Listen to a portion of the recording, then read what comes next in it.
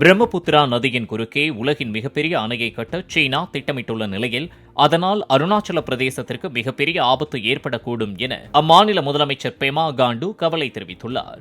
எந்த ஒரு சர்வதேச நதிநீர் பங்கீடு ஒப்பந்தத்திலும் சீனா கையெழுத்திடாத நிலையில் முன்னறிவிப்பின்றி அணையை திறந்துவிட்டால் அருணாச்சல பிரதேசத்தின் சியாங் பகுதி வெள்ளக்காடாக மாறி பேரழிவிற்கு வழிவகுக்கும் என அவர் தெரிவித்துள்ளார்.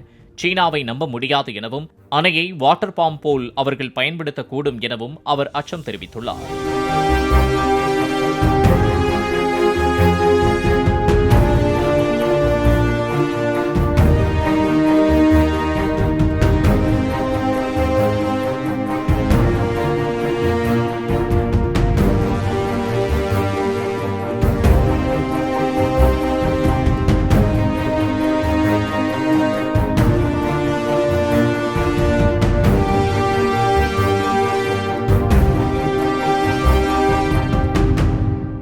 பிளே ஸ்டோர் மற்றும் ஆப் ஸ்டோரில் இருந்து பாலிமர் செயலியை QR கோடு மூலம் பதிவிறக்கம் செய்யுங்கள்.